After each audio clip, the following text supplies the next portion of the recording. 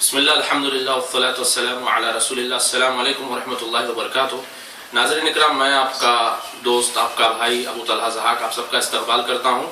اور آج الحمدللہ ہمارے ساتھ شیخ ایڈوکیٹ فیض سید صاحب موجود ہیں، جو الحمدللہ اورنگ آباد سے ہیں. اور آپ ایک ادارہ جو اسلامک ریسرچ سینٹر IRC کے نام سے جو ماشاءاللہ کافی معروف ہے، اس کے بانی ہیں. اور الحمدللہ اب تک کئی پیس کانفرنسز اور کئی جو ہے نا پروگرامز اورنگ آباد میں اور دیگر جگہوں پر کروا چکے ہیں. اور الحمدللہ آپ کافی معروف ہے انٹرنیٹ پر، یوٹیوب پر. اور آپ کی ویڈیو شادیوں کے تعلق سے کافی مشہور ہوئی ہے، اور خاص طور پہ فیملی پلاننگ والی جو ویڈیو ہے وہ بھی الحمدللہ کافی مشہور ہوئی ہے. اور الحمدللہ آپ کوئی تعریف کے یعنی کہ کوئی تعارف کے محتاج نہیں ہیں. تو میں نے سوچا کہ آپ حیدرآباد آئے ہیں تو آپ سے چند سوالات جو شادی کے تعلق سے ہیں وہ پوچھوں تاکہ لوگوں کا بھی فائدہ ہو. تو فیض بھائی، سب سے پہلا سوال یہ ہے شادیوں کے تعلق سے جو ہماری سوسائٹی میں ہے، آپ کے اورنگ آباد میں بھی یہ کامن ہے اور ہمارے حیدرآباد میں بھی، جب لڑکا لڑکی کو چنتے ہیں تو اس میں اتنا بڑا فرق ہے وہاں پہ. یعنی کہ لڑکا لڑکی میں اتنی خوبیاں دیکھتا ہے کہ وہ گوری ہو اور اونچی ہو، پڑھی لکھی ہو. اور اسی طریقے سے لڑکی والے بھی یہی دیکھتے ہیں کہ لڑکا پڑھا لکھا ہو. اتنے بڑے کرائٹیریا لوگ بنا کے رکھتے ہیں، اس کے بعد ہونا مشکل ہو جاتا ہے. اس کی وجہ سے بہت ساری ہماری لڑکیاں زناکاری میں چلے جاتی ہیں. تو اس کا اسلامی نقطہ نظر کیا ہے اور کس طریقے سے پارٹنر کو چوز کرنا چاہیے، یہ بتائیے. بسم اللہ الرحمن الرحیم. الحمدللہ رب العالمین والصلاة والسلام علی خاتم النبیین والمرسلین. رب اشرح لی صدری ویسر لی امری واحلل عقدۃ من لسانی یفقهوا قولی. اما بعد. بہرحال جیسا کہ سوال آیا ہے، تو سب سے بڑی چیز تو یہ کہ شریعت اسلامیہ میں کس طرح سے نکاح کے لیے اپنا ساتھی چنا جائے. نبی اکرم صلی اللہ علیہ وسلم نے اپنی ایک حدیث میں اس کو پورا وضاحت سے بیان کر دیا، اور آپ نے فرمایا کہ لوگ نکاح عورتوں سے 4 چیزوں کی وجہ سے کرتے ہیں. پہلا فرمایا ولی مالیہا، لوگ عورتوں سے نکاح اس لیے کرتے ہیں کہ ان کے پاس مال ہوتا ہے. دوسرا فرمایا ولی جمالیہا، اس لیے نکاح کرتے ہیں عورتوں سے کہ خوبصورت ہیں. تیسرا فرمایا ولی حسبہا، اس لیے لوگ نکاح کرتے ہیں عورتوں سے کہ خاندان بہت اونچا ہے. پھر آپ نے فرمایا ولی دینہا، کہ لوگ دینداری کی وجہ سے نکاح کرتے ہیں. اور کہا ہے مسلمان نوجوانوں تمہارے ہاتھ خاک آلود ہو، یہ قسم کا محاورہ ہے عربی میں کہ خاک آلود ہو، تم دینداری کو لازم جانو. تو یہاں نبی اکرم صلی اللہ علیہ وسلم نے دینداری کو لازم جاننے کا ہمیں بہرحال حکم دیا. لیکن آج ہمارے پاس اتنے کرائٹیریاز ہم نے بنا دیے، اور یہ کرائٹیریاز بنانے کی بھی وجہ بہرحال میں بار بار کہتا ہوں وہ میڈیا ہے.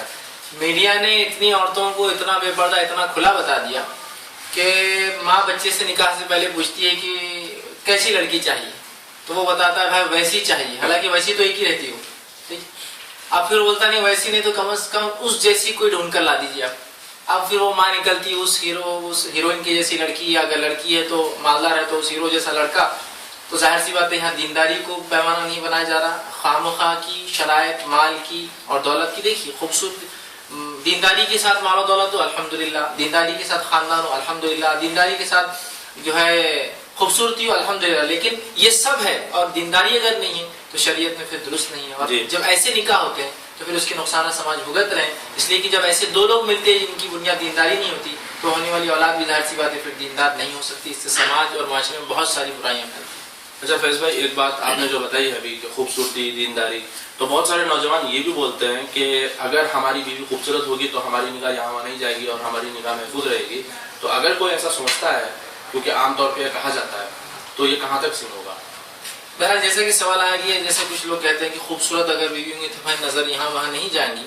تو یہاں سب سے پہلی چیز تو یہ ہوتی ہے کہ خوبصورتی کا کرائٹیریا کیا ہوگا آپ کے پاس. جی جیسے کہ عرب کے نزدیک دبی ہوئی ناک خوبصورتی ہے، تو ایک چینی کی نزدیک کھڑی ہوئی ناک خوبصورتی ہے. کیونکہ عربوں کی کھڑی ناک ہوتی تو ان کو دبی ناک پسند آتی، چینیوں کی دبی ہوتی تو ان کو کھڑی ناک پسند آتی.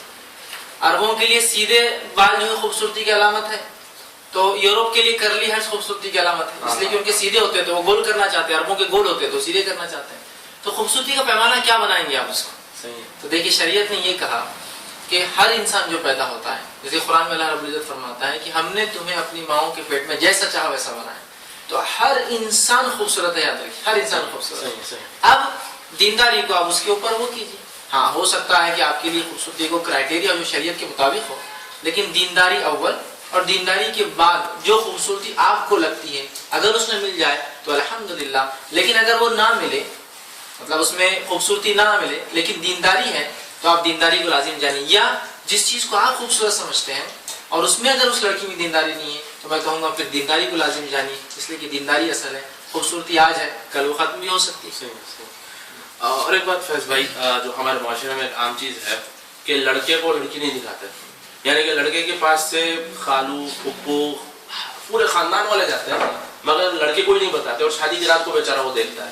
تو اکثر لوگ یہ سمجھتے ہیں کہ اسلامی نقطہ نظر ہے، مگر آپ بتائیے کہ کیا یہ حقیقت میں اسلام کا نقطہ نظر ہے؟ بہت بہترین سوال تھا یہ کہ لڑکا لڑکی کو دیکھنا یا لڑکی کا لڑکے کو دیکھنا شریعت میں کہاں تک درست ہے، اور بہت سے لوگ نکاح کی رات واقعی میں لڑکیوں کو دیکھتے ہیں، اس کی کیا حقیقت ہے وہ سمجھتے ہیں اسلامی طریقہ ہے۔ تو دیکھیے سب سے پہلی چیز، نبی اکرم صلی اللہ علیہ وسلم کے پاس ایک صحابی رسول آئے جو کہ آئے اور کہا اللہ کے رسول میں نے انصار میں سے ایک عورت سے نکاح طے کر لیا ہے۔ آپ صلی اللہ علیہ وسلم نے فرمایا کیا تو نے اسے دیکھا؟ تو نبی اس شخص نے کہا اللہ کے رسول میں نے اسے نہیں دیکھا۔ تو آپ صلی اللہ علیہ وسلم نے فرمایا جا کر اسے دیکھ لے، اس لیے کہ انصاری عورت میں مدینے کی کچھ انصاری عورت جن کی آنکھیں ڈھلتی ہوتی تھوڑی سی، تو کہا اسے دیکھ لے، کہیں ایسا نہ ہو کہ تو ابھی ہاں کہہ دے اور بعد میں پھر ناپسندیدگی کا اظہار کرے، اور اگر تو اسے دیکھ لیتا ہے تو اس سے تیری محبت اور الفت بھی بڑھتی رہے۔ تو آپ صلی اللہ علیہ وسلم نے دیکھنے کا حکم دیا۔ خود ایک دوسری روایت میں آتا ہے کہ نبی اکرم صلی اللہ علیہ وسلم سے خاتون آئی اور کہا اللہ کے رسول میں اپنے نفس کو آپ کے حوالے کرتی ہوں، آپ چاہے تو مجھ سے نکاح کر لیں۔ آپ صلی اللہ علیہ وسلم نے حدیث میں الفاظ صحابہ کہتے ہیں اس کو اوپر سے نیچے تک دیکھا اور پھر چہرہ پھیر کے کہا میں اس کی ضرورت محسوس نہیں کرتا ہوں۔ تو آپ نے دیکھا اس کو پہلے اور پھر کہا میں ضرورت محسوس نہیں کرتا ہوں۔ اب ہمارے معاشرے میں ہوتا یہ کہ لڑکی کو لڑکا اور لڑکے کو لڑکی نہیں بتائی جاتی، حالانکہ ایجاب و قبول میں شامل ہے۔ ایجاب و قبول میں ہوتا ہے لڑکی لڑکے کو پسند کرے، لڑکا لڑکی کو پسند کرے۔ اب جب دیکھا نہیں تو پسند کا پھر سوال کہاں سے؟ تو ایجاب و قبول کا حصہ ہے پہلی چیز، تو وہ کروانا چاہیے، ورنہ بہت سارے معاملات اس سے بعد میں بگڑ جاتے ہیں۔ اب ہوتا یہ ہے کہ لڑکے کو لڑکی بتائی نہیں جاتی اور پورا خاندان دیکھتا ہے، باقی لڑکے کا بھائی دیکھ کے آ رہا ہے، لڑکے کا چچا دیکھ کے آ رہا ہے، ماموں دیکھ رہا ہے، والد دیکھ رہا ہے، حالانکہ جس کو دکھانا ہے وہ لڑکا ایسا اور اس کو دکھایا نہیں جاتا ہے۔ اسی مرتبہ لڑکی والے سوال کرتے ہیں کہ لڑکی لڑکی کو کب دیکھے؟ تو اسی جگہ لڑکی کا محرم ساتھ ہو، لڑکی سامنے بیٹھے اور اس کے بعد لڑکا وہاں جائے اور اس لڑکی کو دیکھے۔ یہ بہرحال بالکل اس میں درست ہے اور شریعتاً یہ ہونا چاہیے۔ اور آج کے دور میں تو چونکہ بہت ساری بار نہ دیکھنے کی وجہ سے والدین سے طے کر دیتے ہیں اور بچے بعد میں بچی کو ریجیکٹ کر دیتے ہیں، تو بہت ساری خرابیاں، بہت سارے معاشرے میں فتنے فساد ہوتے ہیں۔ تو بہتر یہ ہے کہ بتا دینے میں انشاءاللہ شریعت اعتبار سے کوئی خبات نہیں ہے اور اس میں پردے میں کوئی حرف نہیں آتا ہے، اس لیے کہ شریعت نے اس کی اجازت دی ہے۔ جی اچھا، ایک اور چیز فیض بھائی، جب شادی طے ہو جاتی ہے تو شادی کے ایک دن پہلے ہمارے حیدرآباد میں تو کامن ہے سانچک کیا جاتا ہے، جس میں رات بھر جاگتے ہیں اور الگ الگ گیمز، یعنی کہ دولہا دلہن کو بھی گیمز، انتاکشری کی محفل چلتی ہے، پھر اس کے بعد بے حیائی کا بھی ماحول چلتا ہے اور مہندی کی رسم ہوتی ہے، انگلی پکڑنے کی رسم ہوتی ہے۔ تو لوگ کیا سمجھتے ہیں کہ یہ شادی کا حصہ ہے، اگر یہ نہیں کرتے تو پھر شادی ویگ ہے، یعنی کہ شادی میں مزہ نہیں آیا۔ تو اس کا اسلامی پوائنٹ آف ویو آپ بتائیے۔ سب سے پہلی چیز تو یہ کہ اسلام میں نکاح ہے، نکاح سے پہلے بہرحال اس کی 4 شرائط ہیں کہ ولی راضی ہو، اگر لڑکی کا معاملہ ہے تو مہر طے ہو جائے، ایجاب و قبول ہو، اور مطلب لڑکا لڑکی کو پسند، لڑکی لڑکے کو، اور چوتھا جو ہے 2 گواہ ہو اس کے۔ اس کے علاوہ نکاح میں شریعت میں اور کچھ نہیں ہے، باقی تمام چیز سنت ہے، مسجد میں ہونا سنت ہے، خطبہ نکاح سنت ہے، سب سنت میں آتا ہے، لیکن اس کی شرائط صرف 4 ہے۔ اب اس کے علاوہ کوئی شرائط نہیں، باقی سنتیں ہیں، مسجد میں ہونا اور جو ہے اسی طرح جو ہے خطبہ نکاح پڑھا جانا اور باقی سب چیزیں۔ لیکن آج ہوتا یہ ہمارے سماج میں کہ نکاح تو درکنار، اس کی تو کوئی اہمیت ہی نہیں ہوتی ہے، نکاح کے کئی دن پہلے سے، جیسا یہ تو سانچک آپ نے ایک کہا نکاح سے پہلے، اس سے پہلے ایک دن ہوتا ہے مہندی کی رسم، سب عورتیں ہری ساڑیاں پہنتی ہے، پھر ہلدی کی رسم، سب عورتیں پیلی ساڑیاں پہنتی ہے، پھر ایک ہوتا ہے سانچک جو شادی سے ایک رات پہلے ہوتا ہے، اور لوگ اس کو ایک حصہ سمجھتے ہیں۔ بلکہ اگر یہ نہ ہو تو میرے حساب سے اگر کوئی شریعت کے مطابق شادی کرے تو لوگ کہتے ہیں یہ کیا شادی ہے، جنگلی جٹ گوار یا آرتھوڈاکسی کی شادی، فالتو شادی، اس میں تو کوئی مزہ نہیں آیا، انٹرٹینمنٹ نہیں تھا، بیکار تھی۔ مطلب ایک عجیب ماحول ہمارا بن چکا ہے، اور وہ رسم اتنی ہے ہمیں، جس میں آپ نے جو بتایا بہرحال کہ وہ لڑکا لڑکی بھی کبھی دولہا دلہن بھی موجود ہوتے ہیں، حالانکہ نکاح بھی نہیں ہوا، اس کے علاوہ رشتہ دار خاندان والے بھی موجود ہوتے ہیں، اور اس کے علاوہ ایسی رسومات جس کے اندر کبھی کبھار جیسا کہ کھانے کی چیزوں کو ضائع کرنا، ہلدی ملی جا رہی ہے، انڈے پھینکے جا رہے ہیں، یا آٹا پھینک دیا جاتا ہے، یا اچار منہ پہ مل دیا جا رہا ہے، یا مختلف چیزیں ایسی لوگ منہ پہ ملتے ہیں۔ اسی طرح دودھ کی کلیاں کرنے کا بھی ایک سسٹم میں نے دیکھا، لوگ دودھ پیتے ہیں اور دوسرے کو کلی کرتے ہیں، لڑکی کو اگر کھلایا جا رہا وہ کر رہی، لڑکی کو کھلا جا رہا، ایک دوسرے کو انڈے مارے جاتے ہیں۔ ابھی کل ایسا ہوتا ہے کہ شادی کے دن کچھ لوگ زخمی آتے ہیں، یہاں مار لگا یہاں مار لگا، کیا تو انڈا پڑ گیا، تو انڈا اگر کھڑا لگ جائے تو وہ بہت بڑا زخم کر دیتا ہے. یا دولہے کے کپڑے بھائی جو لائے تھے شادی کیوں نہیں پہنا, ارے وہ رات میں رسم میں پورے خراب ہو گئے, وہ اتنا مارے ہڈی ملے میرے کمرے میں جا کے پورا کمرہ برباد کر دی, یہ کر دی. مطلب آپ دیکھیے وہ شادی تو درکنار, اسی دن جھگڑے فتنے فساد اور ایسی غیر اسلامی رسمیں جس میں ایک تو اتنی سنگین ہوتی ہے کہ دولہا جس کی کل شادی ہے, جس لڑکی سے اس کی بہن جو اس کی سالی ہے, جبکہ شریعت اس کو پردہ ہے, ٹھیک ہے, اس کی نام محرم ہے, وہ اس کی انگلی پکڑ لیتی ہے. اور ابھی نکاح اس کی بہن سے ہو رہا ہے اور ایک رات پہلے یہ بولتی ہے میں آپ کو نہیں چھوڑوں گی, اس کی انگلیاں کھینچتے رہتی کہ میں آپ کو نہیں چھوڑوں گی, اور پوری رسم پھر اس کو پیسے دو. آپ اندازہ لگائیے کتنی بےہودہ اسراف اور غیر شرعی رسومات ہیں. نبی اکرم صلی اللہ علیہ وسلم کے دور کے نکاح دیکھیے, صرف اگر لڑکا ہوتا تو خوشبو لگا لیتا, ٹھیک, عبد الرحمن بن عوف رضی اللہ عنہ پر خوشبو لگا کے آپ نے پوچھا کیا بات ہے, تو کہا نکاح ہوا, تو علامت کے لیے خوشبو لگا لیا, اعلان کر دیا, گواہ حجاب قبول ہے, نکاح ہوا اور گھر لڑکی آ گئی. اتنا آسان تھا. آج ہم نے شادیوں کو مشکل کر کے اپنے سماج میں اور یہ رسومات پیدا کر کے ہم نے اپنی ہی بہن اور اپنی بیٹیوں کی نکاح مشکل کر دیا ہے. اور اگر یہ رسومات کو ہم نے نہیں چھوڑا تو یہ خرافات جو امت کو اسی طرح لے ڈوبے گی. اللہ حفاظت کریں گے. اور ایک چیز فیض بھائی, جو شادی کے دن ہوتا ہے وہ نکاح کے بعد کھجور بادام, اور کھجور بادام بھی اچھے کوالٹی کے نہیں ہوتے, کھجور بادام بولتے ہیں خوشی کا مظاہرہ ہے, اور اس طریقے سے پھینکتے ہیں لوگوں پہ وہ, اور لوگ سمجھ, اور ہر چیز کے لیے لوگ اسلامی کچھ نہ کچھ وہ دلیل لے کے آتے ہیں, بولتے ہیں کہ نہیں بھائی خوشی اظہار کرنا چاہیے اور مٹھائی بانٹنی چاہیے. تو یہ کھجور وجور کا جو سسٹم ہے تو یہ کہاں تک اسلامی ہے؟ دیکھیے ایک اچھا سوال ہے کہ جب نکاح ہو جاتا ہے تو دیکھیے خوشی میں اگر ہمارے اس علاقے میں خوشی اظہار کرنے کے لیے اگر میٹھا کھلایا جاتا ہے تو شریعتاً غلط نہیں میٹھا کھلانا, وہ تو کوئی حرج نہیں. جی, لیکن کسی بھی مہمان کی مہمان نوازی کچھ ادب ہوتے ہیں. جیسا نکاح ہو گیا تو آپ پیکٹ میں مغزیات یا کھجور یا کچھ ڈالیں اور وہ ان کو تحفہ کر دیں. اب ہمارے پاس رسم یہ ہوتی ہے کہ ابھی نکاح ہوا, لوگ اٹھ رہے ہیں تو اوپر سے پتھر برسنا شروع ہو جاتے ہیں. مطلب کھجور آگے لگ رہا ہے تو بادام لگ رہے ہیں, اور یہ بات میں بار بار کہتا ہوں کہ وہ جو بادام خاص طور سے جو کھجور ہوتے ہیں, کھجور ایک تو خراب والی ہوتی ہے وہ منسوخی ہوئی, اور بادام کڑک والے ہوتے ہیں, اور سب کڑے بادام رہتے ہیں تقریباً. وہ کھانا بھی دل نہیں بولتا ہے اس کو, تو پھوڑ پھوڑ کے پتہ نہیں کھا رہے ہیں. مصری ہوتی ہے, حالانکہ گھر میں اللہ نے شکر دیا سب دیا, اور وہ پھینکے جاتے ہیں. اور تعجب کی بات ہے مالدار سے مالدار آدمی چن چن کے کھا رہا ہے. مطلب اگر میرے گھر میں آپ کو میں بلاؤں دعوت دے کے اور کھجور بادام نیچے پھینک کر دوں تو کیا آپ کھائیں گے کیا؟ شادی میں برابر کھا رہے ہیں آپ. مسجد خراب ہوتی ہے اس سے, مسجد کا پوری جو ہے صفائی کا خیال نہیں ہوتا اس میں, اور لوگوں کے سر پہ لگ جاتا ہے. اللہ نہ کرے کسی کے بال کم ہو تو اس کے سر پہ آ کر جو کھٹاکھٹ جو بادام لگتے ہیں, جس سے ظاہر ہے عیسیٰ دینے میں شامل ہوں گی یہ چیز. تو بہرحال ہمیں چاہیے کہ ان تمام قسم کے ایسے خرافات سے بچیں. اس کے علاوہ پیکٹ میں بنائیں اور ایک کسی کو تحفہ آپ دیں تو بہرحال اس میں شرعی اعتبار سے ہمارے کوئی خبات تو نہیں ہوں گی.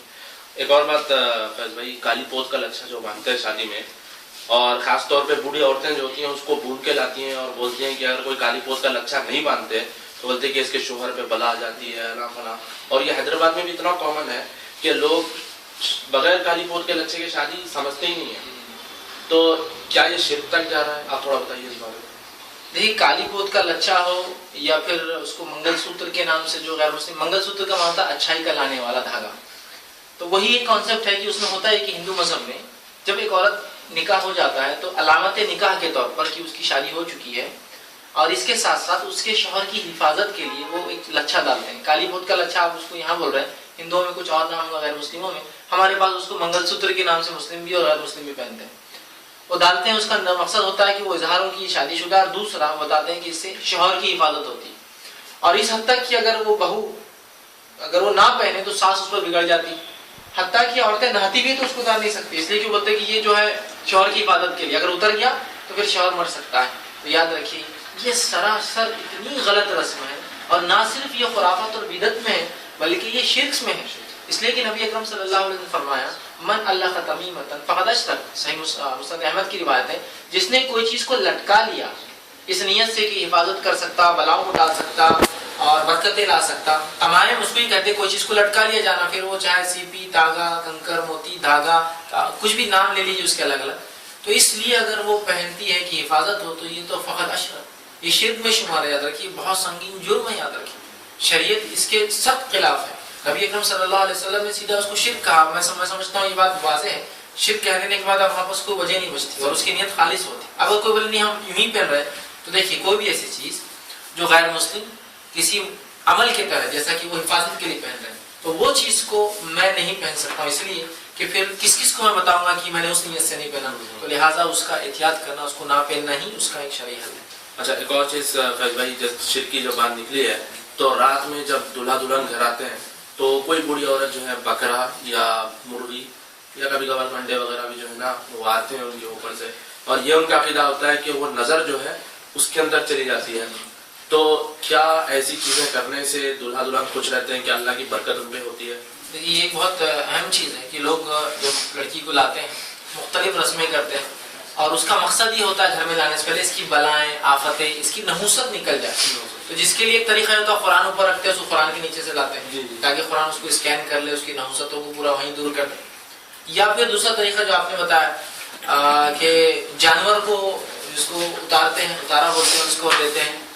حالانکہ دیکھیے آپ کو اگر کوئی چیز صدقہ دینا ہے تو آپ اس کو کوئی ضرورت نہیں اتارنے کی اور گھمانے کی, یہ ہندوانہ طریقہ ہے. غیر مسلموں میں کوئی چیز اگر لی جاتی تو اس کا اتارا کرتے ہیں, چیزوں کو گھماتے ہیں, یا گاڑی لی تو انڈا نیچے رکھتے تاکہ گاڑی اس سے جائے, یا اس قسم کی بلی والے عمل کرتے ہیں. تو مسلمان بھی شاید ان کو دیکھ کر جو ہے بکری کو کر رہے ہیں یا مرغے کو کر رہے ہیں, انڈے کو کر رہے ہیں, یا کچھ نہ ملے تو کم از کم نمک تو ہوتا ہی ہے, وہ نمک کو لے کے ایسا کرتے اور پھینکتے تاکہ اس کی نحوست نکل جائے. یہ کتنی عجیب بات ہے کہ جس لڑکی کو آپ اپنے گھر لا رہے ہیں جب وہ اتنی منحوس تھی تو اس کو آپ لائی کیوں رہے ہیں؟ اور آپ کو کیا لگتا ہے یہ اتارنے سے نحوست نکل جائیں گے اس کی؟ مطلب ایک تعجب کی بات ہے. اللہ رب العزت جو ہے اس امت پر رحم کرے. یہ سب خرافات ہم نے ایجاد کی, اور یہ تمام جو ہے شرک میں سے. اگر کوئی اس عقیدے سے اتارتا ہے کہ اس سے بلا آفت واقع میں نکلتی ہے تو پھر تو یہ شرکی عقیدہ ہے. اس لیے کہ کوئی بکری, کوئی مرغا, کوئی انڈا, کوئی بلاوا, کوئی تعویذ آپ کی بلا مصیبتوں کو نہیں ڈال سکتا. اللہ رب العزت کی ذات. ہاں صدقے بلاؤں کو ڈالتے ہیں جو حدیث میں, تو صدقے کے لیے یہ وارنا اتارنا یہ اسلام سے کہا ہے. آپ کسی کو بھی صدقہ دے دیجیے, وہ پیسے کی شکل میں ہو سکتا ہے یا جانور کی شکل میں ہو سکتا ہے, لیکن اس طرح سے غیر مسلموں کو رسومات, تو یہ اگر اس انداز میں کی جائے تو بنا لی تو شرک تک لے جائیں گے. اور ایک بات اور فیض بھائی, جو کامنلی ہمارے پاس مانا جاتا ہے کہ ولیمہ, لوگ سمجھتے ہیں کہ ولیمہ تب تک ویلڈ نہیں ہوتا جب تک وہ لوگ صحبت نہیں کر لیتے, اور لوگ یہ سمجھتے ہیں کہ بھائی اگر وہ صحبت نہیں کرا, اور اتنے بےہودہ اور بے شرم بھی لوگ ہوتے ہیں کہ شادی کے دن یعنی ولیمے کے دن دلہے سے پوچھتے ہیں کہ بھئی یہ کھانا حلال ہے کہ نہیں ہے, یہ ولیمہ حلال ہے کہ نہیں ہے. تو اس طریقے سے پوچھنا اور یعنی کہ ایسا سمجھنا کہاں تک صحیح ہے اسلام میں؟ ایک بہت ایک اہم سوال ہے آپ نے جو کیا کہ ولیمے کو لوگ تب تک حلال نہیں سمجھتے جب تک کہ ہم بستری نہ ہوں. اس کی کوئی شرعی دلیل اور کوئی ریلیجیس اسلامی کوئی بیسس نہیں اس کا. یہ اتنی بکواس اور اتنی بہا بات ہے کہ نبی اکرم صلی اللہ علیہ وسلم کی حدیث ہے, اللہ رب العزت اس نوجوان پہ روز قیامت رحم کی نگاہ نہیں ڈالے گا یا بات نہیں کرے گا جو اپنے بیوی کے ساتھ سوئے اور بعد میں لوگوں کو وہ بات بتائے اس نے جو وہ کیا کمرے میں. اس نوجوان سے اللہ وہ نہیں کرے گا, اس کو دیکھیں گے, اندازہ لگائیں. اور اب یہاں کیا ہو رہا ہے کہ آپ اس سے آ کر پوچھ رہے ہیں کہ آپ کا ولیمہ حلال ہے حرام, اس لیے کہ ہم بستری ہوئی یا نہ ہوئی. ٹھیک, تو شریعت میں جو چیزیں وہ یہ ہے صرف خلوت ثابت ہو دونوں کی. خلوت سے مراد علیحدگی اختیار کر لے. وہ اگر وہ خلوت اختیار کرتے ہیں تو پھر یہ کافی ہے. اچھا, خلوت اختیار کرنا ہے بس ولیمے کے لیے شرط. خلوت علیحدگی اختیار کرنا مطلب سب لوگوں کی نظروں سے میاں بیوی دور ہو جائے, یہ اس کے لیے کافی ہے. اب یہ پتہ نہیں یہ شرائط کہاں سے لا دی. اب یہ شرائط کا نقصان ہی ہوتا ہے. نکاح عورت کا ہر حال میں حلال ہے, یاد رکھیے. اب جب کوئی بولیں گے ہم بستر نہیں ہو تو نکاح نہیں ہوتا, تو مطلب اگر کوئی عورت حیض کی حالت میں تو مطلب نکاح نہیں ہو سکتا اس کا. نکاح تو ہو سکتا ہے, اب بستری بعد میں ہوں گی, لیکن اب انہوں نے ایسی شرط لگا دی کہ ولیمہ حلال نہیں ہوتا. تو اب وہ آدمی جو نکاح کر لے اور سمجھ لیجیے کسی وجہ سے چونکہ دو نئے لوگ ملتے ہیں, یہ کبھی کبھار محال اور ناممکن بھی چیز ہوتی ہے. اب اس کو بتا دیا جاتا ہے کہ نہیں بس یہ کرنے سے حلال ہوگا. اب پھر وہ سامنے والے فریق کے ساتھ وہ مرد کوئی بھی سلوک کرے, مطلب وہ محبت کے بدلے جانوروں جیسا سلوک کرنا شروع ہو, کیونکہ اس کو حلال کرنا ہے ولیمہ. صحیح. تو یہ بہت ہی خطرناک رسم ہے, اور اسلام میں اس کی رتی برابر بھی اس بے-حیائی اور بے شرمی کی رسم کی جگہ نہیں ہے. تو لہٰذا ولیمے کے لیے صرف خلوت ہونا ضروری ہے. اس کے علاوہ اگر یہ سب چیزیں کوئی مانتا اور پوچھتا ہے, یہ بہت ہی بے-حیائی ہے. یہ اس درجے کی ہے کہ اتنی متحرہ شریعت میں سمجھتا ہوں کبھی اس قسم کی بے-حودگی اور بے-حیائی کی اجازت قطع نہیں دے سکتی. اور اگر کوئی ایسا سمجھتا ہے تو یہ گناہ یاد رکھیے, اور ہم کو یہ سب رسومات اور خرافات ہمیں چھوڑنا پڑے گا. ابھی آپ نے جیسی بات بتائی ہے کہ خلوت اختیار کرنے سے نکاح جائز ہو جاتا ہے, تو یہ بھی کامن ہو رہا ہے الحمدللہ, جو اور اچھی چیز ہے کہ صبح شادی ہوتی ہے, دوپہر میں خلوت پہ اور شام میں ولیمہ, تو لوگوں کو آنے جانے کے لیے بھی سہولت ہے, اور ایک دن میں پورا نکاح کے الحمدللہ. تو ایسا کرنا صحیح ہے. دیکھیے ولیمے کے لیے بہرحال خلوت ہی شرط ہے. اچھا, ہم بستر ہی شرط نہیں. تو لہٰذا اگر نکاح صبح ہو جائے اور میاں بیوی اپنے گھر چلے جائیں اور اس کے بعد اسی رات ولیمہ رکھ دیا جائے، تو میں سمجھتا ہوں انشاءاللہ اس میں شرعی کوئی قباحت یا کوئی برائی نہیں ہے۔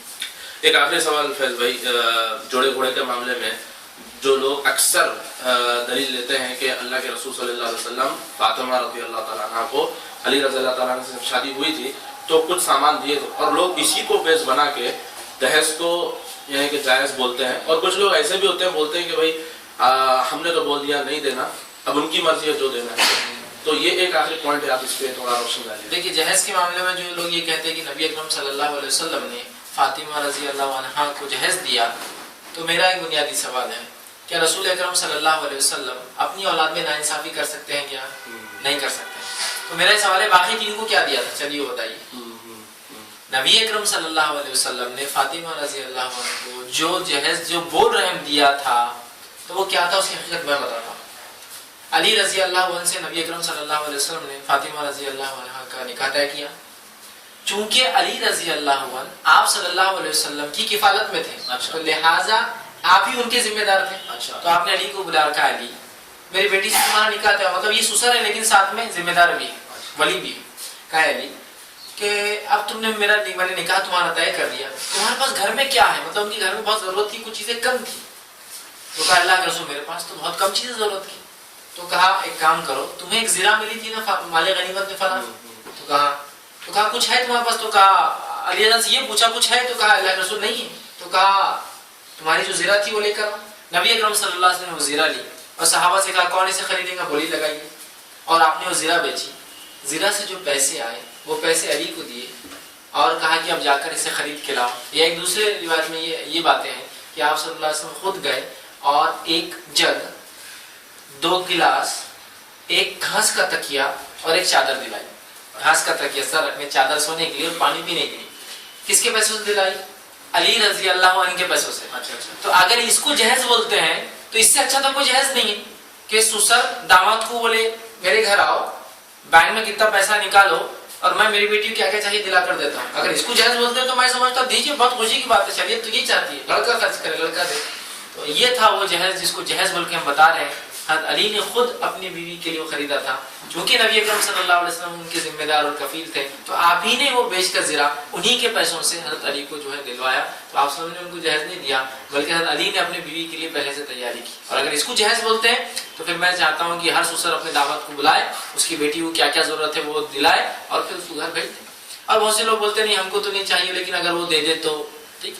دیکھیے یہ بات تو درست ہے کہ شریعتاً سسر اگر خوشی سے کچھ دینا چاہے بیٹی کو تو بالکل دے سکتا ہے، ٹھیک ہے۔ لیکن میں اس چیز کے تعلق سے اپیل کروں گا نوجوانوں سے کہ وہ خوشی والا بھی نہ لے آپ، تاکہ ایک جو بنی ہوئی رسم ہے اس کو ختم کیجیے آپ۔ جب وہ رسم ختم ہو جائیں گی تو ہم دیکھیں گے پھر کیا، لیکن آج چونکہ رسم ہے تو اس رسم کو ختم کرنے کے لیے جوڑا گھوڑا دہیج ضروری ہے کہ نوجوان جو حلال ہے اس کو بھی احتیاط کرے، اس لیے کہ ہر حلال کام کرنا بھی ہمارے لیے ہر وقت ضروری نہیں ہوتا ہے۔ لہٰذا کچھ حد تک ہم کہیں ٹھیک ہے یہ حلال ہے، ہم مانتے ہیں کہ سسر دے سکتا ہے، لیکن چونکہ ہم کو ایک نمونہ شادی کرنا ہے اور نہ ہر آدمی کو ہم نہیں بتا سکتے کہ یہ ہمارے سسر نے خوشی سے دیا تھا، تو لہٰذا ہم یہ کریں گے کہ ہم اگر خوشی سے بھی دے تو کہیے دیکھیے خوشی تو آپ کی ہے، لیکن ابھی جو ہے ہم چاہتے ہیں کہ ایک نمونہ بنے ہمارے سماج میں، تو لہٰذا ہم نہیں لیں گے بلکہ ہم اپنے طرف سے خرچ کریں گے لڑکے والے اور سامان دلوا کے لائیں گے، نہ کہ ان سے لیں گے۔ جزاک اللہ خیر فیض بھائی، اللہ سے ہم دعا کرتے ہیں کہ اللہ تعالیٰ فیض بھائی کے علم میں اضافہ کرے اور فیض بھائی کی یعنی کہ اللہ تعالیٰ حفاظت کرے، اور اس طریقے سے اللہ تعالیٰ ہم سب کو کہنے سننے سے زیادہ عمل کی توفیق عطا فرمائے، اور بہت سارے ایسے نوجوان جو اس طریقے سے شادی کرنا چاہتے ہیں اللہ تعالیٰ ان کے ماں باپ کو یہ توفیق دے، ان کو یہ توفیق دے کہ اللہ تعالیٰ ان سے سنت کے مطابق سے شادی ہو جائے۔ تو اسی سے میں ہمارے اس انٹرویو کو ختم کرتے ہیں اور اللہ سے دعا کرتا ہوں کہ اللہ تعالیٰ ہم سب کو کہنے سننے سے زیادہ عمل کی توفیق عطا فرمائے۔ اور اگر آپ کو یہ ویڈیو اچھا لگتا ہے تو آپ اس کو فیس بک پر اور ٹویٹر پر اور اس طریقے سے آپ اپنے دوست احباب سے اس ویڈیو کو شیئر کریے تاکہ آپ کو بھی ثواب جاریہ ملے۔ السلام علیکم ورحمۃ اللہ وبرکاتہ۔